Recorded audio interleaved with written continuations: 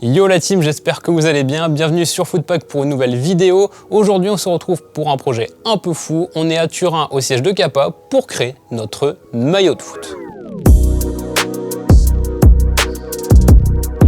Avant de vous le montrer, on va vous présenter un peu les bureaux de l'entreprise, mais également les archives où on se trouve actuellement pour revenir sur des pièces de collection qui ont fait l'histoire du foot. Donc là, dans quelques minutes, on va rejoindre Filippo, qui est le directeur marketing de Kappa, qui va revenir sur certains maillots en nous expliquant son histoire, notamment la technologie Combat, la technologie phare de la marque. Mais avant d'aller retrouver Filippo, on va se faire un petit kiff. Vous comme moi, vous avez vu qu'il y a des maillots partout, alors on va en regarder quelques-uns. Vous verrez le reste sur notre chaîne TikTok, je vous mets le lien dans la barre de description. Est-ce que vous vous souvenez quand vous étiez petit et que votre maman ou votre papa vous envoyait dans une boutique de bonbons et que vous vous éclatiez le bide? Voilà, c'est pareil, sauf que c'est avec des maillots de foot et j'ai plus 2 ans. On commence avec Platini et je ne sais plus où il est ici. Platini. Alors là les amis, je tiens un maillot porté par Michel Platini qui a été porté lors de la saison 1982-1983. Alors vous voyez le détail, ça c'est du bon coton, ça devait bien gratter à l'époque. Et vous voyez le numéro 10, ça c'est du flocage aussi, c'est incroyable. Bref, c'est une tenue de légende. Oh, et juste derrière, on continue avec un autre maillot de la Juve parce qu'on le rappelle. Par le passé, Kappa était l'équipementier de la Juventus. D'ailleurs, Kappa, c'est le premier équipementier à avoir apposé son logo sur les maillots des clubs de Serie A, notamment la Juventus. Alors, ce qui est fou dans ces archives, c'est qu'on a des anciennes pièces et aussi des pièces un peu plus récentes. Allez, je ferme les yeux, j'en prends un au pif et je tombe sur un maillot de Palerme, qui est un maillot de la saison 2020-2021. Le nouveau logo, d'ailleurs. Et je sais que dans la communauté, il y a certains passionnés. Et là, on a été faire un petit tour. Parce que sinon, si on vous les montre un par un, ça va être n'importe quoi. Alors là, je vais en faire rêver quelques-uns. Ici, on a... Oula, j'ai dû manger de la soupe quand j'étais petit. On a une sublime relique de la JOCR. Le sponsor PlayStation 2. Si je vous dis de me citer un joueur, je vous le dis tous, Djibril Cissé. Incroyable. Alors vous voyez l'élasticité du maillot, ça c'est la technologie Combat et Filippo va nous expliquer vraiment pourquoi elle a été créée et comment. Hey, how are you? Nice to meet you. Nice to meet you. Okay, so the Combat technology was born in '99 thanks to the idea of our chairman Marco Boglione, together with Emanuele Ostini, that was the designer at that time. We have the possibility finally to sponsor the Italian national team. That as an Italian sportswear brand that is specialized in soccer was a dream. So as soon as we have the contract with the national team in 1999, we started immediately to develop the jersey. The process, it takes 1 year, more than 1 year, 1 year and a half I can say, because we started in 1999 with the very first version of the Combat jersey. That, as you can see, it has this kind of design that reminds a little bit the jersey of the Surfaced, but then we would like to add something to this jersey, and in this case was the technology of the fabric. When the jersey has been presented to the national Italian team for the first time, of course has been presented to these legendary players like Totti or Cannavaro that, you know, they are very big players, strong players, and when they saw the jersey, because of the stretch fabric, it looks like really small jersey. So the players say, but this could not be my size. How can I fit it? And when they wear the jersey, they looks like really comfortable because they feel like almost like naked. So they can feel the movement very easily. And so they really appreciate the jersey when they saw it for the first time. So Filippo, thank you for your answer. Thanks to you guys. Can you show me your favorite shirt of the archive? Okay, is an hard question, but I can say that my favorite one is this one. That is a jersey that has been created for the Italian national team. And this is the pre-made jersey that has been created, and as you can see, the design is crazy because it's inspired by the hockey jersey. So it's really interesting because it's something that is like strange to combine two sports like hockey and soccer to create a jersey, and then of course, I mean, it's super national with the Italian flag over here. Yeah.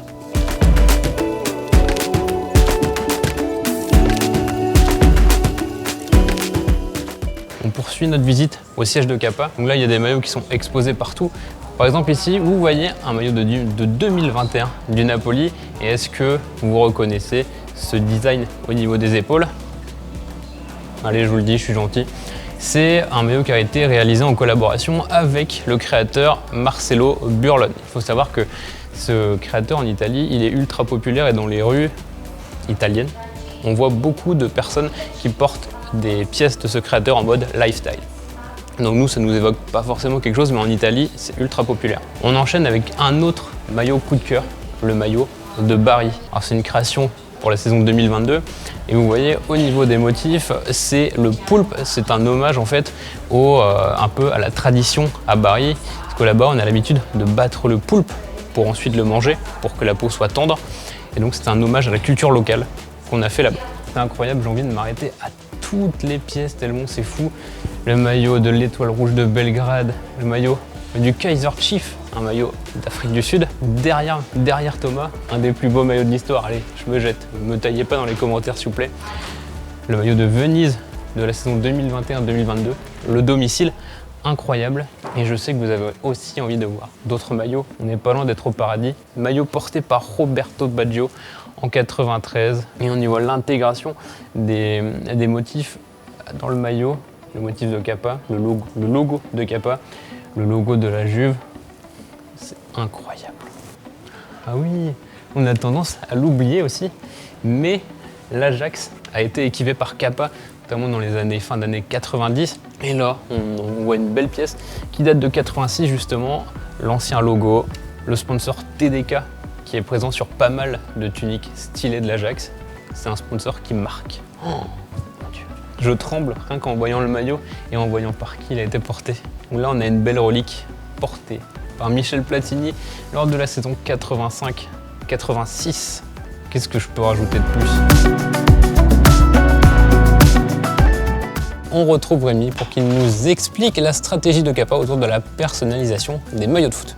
Oui, on a cette chance chez Kappa de pouvoir vraiment aller au bout des designs et de mettre vraiment les clubs, que les clubs soient vraiment partie prenante de la création des maillots. Enfin, en tout cas pour nous c'est important. Et d'ailleurs, en parlant de personnalisation, si on est venu ici, c'est parce qu'on a voulu créer un maillot de foot et tu l'as avec toi. Tout à fait. On a Alors le maillot du Footpack FC. Le maillot du Footpack FC, il est ici. On peut le commenter. Il a été du coup designé avec un tie and dye donc sur la face avant et la face arrière, très sobre, en noir, ton sur ton avec des touches de gris.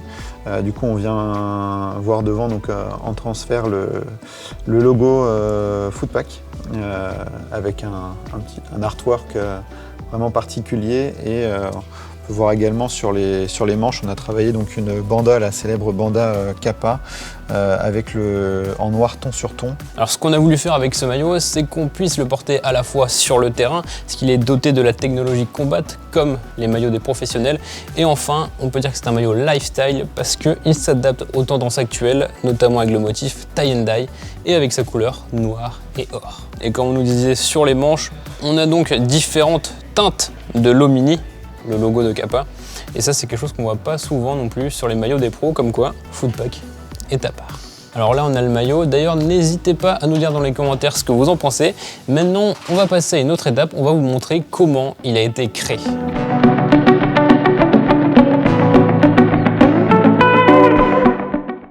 Nice to meet you. I'm Francesco. I'm a Kappa sport designer and developer, and I'm designed the Footpack jersey. Quite complicated process because, as you know, we are in contact with the team, so we design the jersey according to the team request.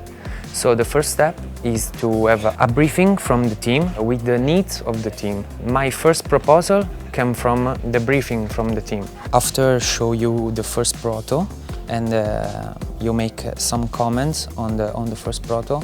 We request a mock-up. It's like the front panel of the jersey. This kind of things make the process fast, and we make comment only on the mock-up. Especially with the soccer team, we need to respect the social color of the club. We need a shade of gold. I choose a Pantone code. The sourcing, the factory, have a machine that allow us to make a decision on color.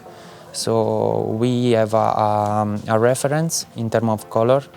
After we approved in collaboration with the lab office, that is the department who manage all the logos, we make a comment on the badge, on the silicone badge in this case, because we need to approve the color, the layout, the quality of the logo. The other step is the approval of the design. So when we have the approval, we made a request of the first prototype. The sourcing, the factory, send us the first prototype. After this, we show to the team the first prototype, and the team make a comments regarding color, detail, trim, transfer, and badge. After this comment, the factory sent us the pre-production sample. It's the last sample that we see before starting production. So this sample is important because it's the sample that come from production. So it's important that all the things it's okay, like color, details, and badge. The last step is to receive the shipping sample take from the production. This process can be do in three months, from September to December. We need to have all the pre-production sample in February. We need to send all the new product in at least in May. Vous vous souvenez à l'époque, Roue de la Fortune, Christophe de Chavannes, à la fin de l'émission, il y avait une étape où en fait tu avais 1 minute pour choisir tout ce que tu voulais dans le magasin. Et ben là on va faire pareil en 1 minute. J'ai 1 minute pour vous montrer le maximum de maillots des archives. Allez, c'est parti.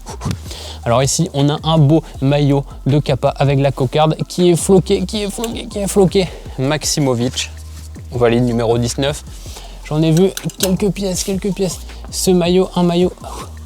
Allez Pierre, là, tu peux le faire, t'es que un maillot là, mais c'est pas grave. Ah oui. Ouf, un maillot de Guardiola de la saison 90. C'est une merveille.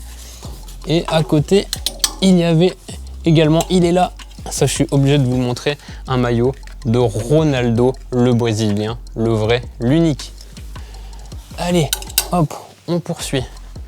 On poursuit avec du maillot de l'Étoile Rouge de Belgrade, toujours incroyable. Et j'en ai vu un autre, il me reste combien en timer? Je ne sais pas. Ici, un maillot que j'ai envie de vous montrer, c'est celui-là. Oula, le maillot de l'Afrique du Sud. Ils l'ont porté en 96 et ils ont remporté la CAN. Et on voit d'ailleurs des photos de Nelson Mandela avec. Mythique. Et voilà, c'est ainsi que s'achève cette vidéo. Un grand merci à Kappa de nous avoir accueillis dans son siège à Turin. Quant à vous, on se retrouve sur TikTok pour voir des petites exclus de cette excursion en Italie, sur Twitter, sur Instagram, bref, partout. Et surtout, restez connectés parce que la belle tunique que je porte sur moi, on va vous la faire gagner. Allez, ciao!